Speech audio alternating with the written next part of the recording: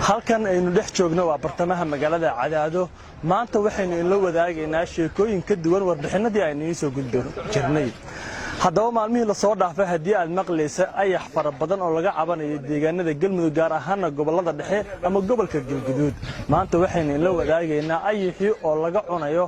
magaalada Cadaado sidoo kale tan dadku ay karsadeen isla markaasina noocyo kala duwan loo sameeyay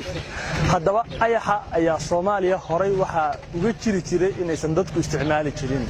balse maanta Cadaado waxay u muuqanaysaa in laga daahfuray mashruuca ayax cunista Soomaaliya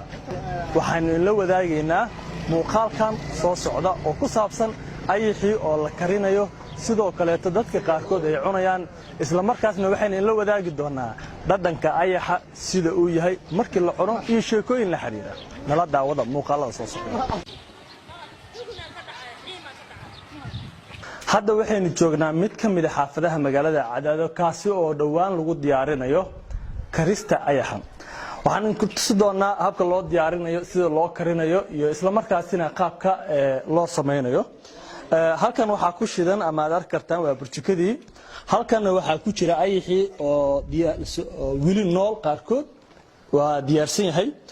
ayaxan waa kii la karinayay oo la kari lahaa sidoo kale weelal kale ayuu ku jira isaga oo wili aan la karin biltaan aad arkaysaan ama weelkan aad arkaysaan waa kii lagu shiili lahaa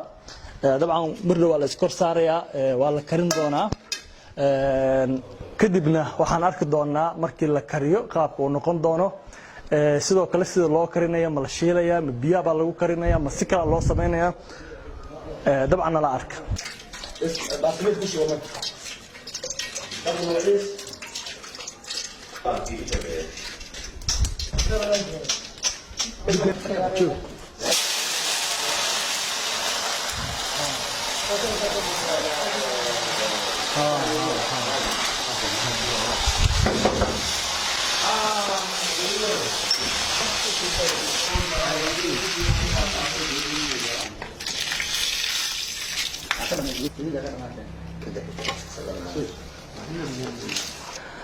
hadda waxaynu aragnay ayaxii oo la kariyay la diyaariyay isla markaasina loo diyaariyay in la cuno dabcan halkan waxa lagu cunayaa ayaxii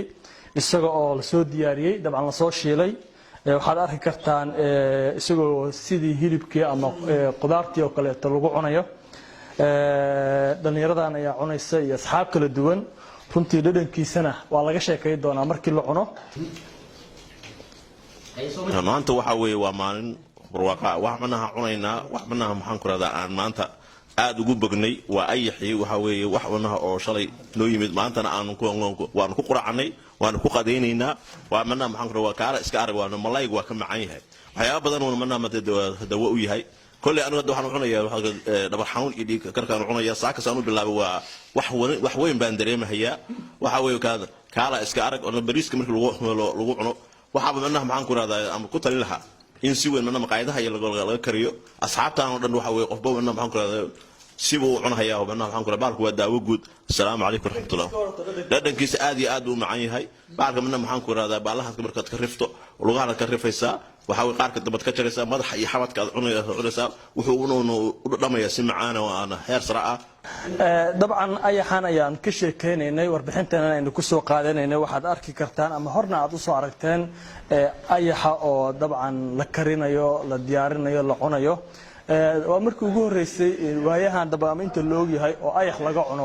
Soomaaliya ama gaar ahaan magaaladan Cadaado sheekadan ayaan waxay ka duwan tahay sheekooyinka kaleeto waxayna sidoo kale maanta ama saameyn ay ku yeelatay hadal haynta in ayax markii ugu horeysay laga cuno Cadaado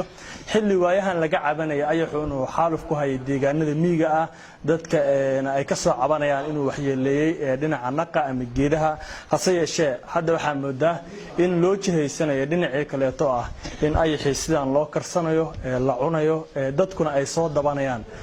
halka dadka qaar waxay ku talinayaan in lagu talinayo in la buufiyo hadda qaarkood waxay leeyihiin ayax ayaa la buufin waa ugaar wuxuu ka mid yahay cuntooyinka la cuno waa in la xanaaneeyo isla markaasina si joogto ah loo isticmaalo waa markii ugu horreysay oo qaar ka mid ah xaafadaha magaalada Cadaado lagu kariyo ayax isla markaasina ay dadku cunaan hase yeeshee waxaa xusid mudan in ayaxa cunistiisu ay tahay mid xalaal ah isla markaasina bannaan maxamed maxamuud awaadan TV-ga caalamiga Universal Cadaado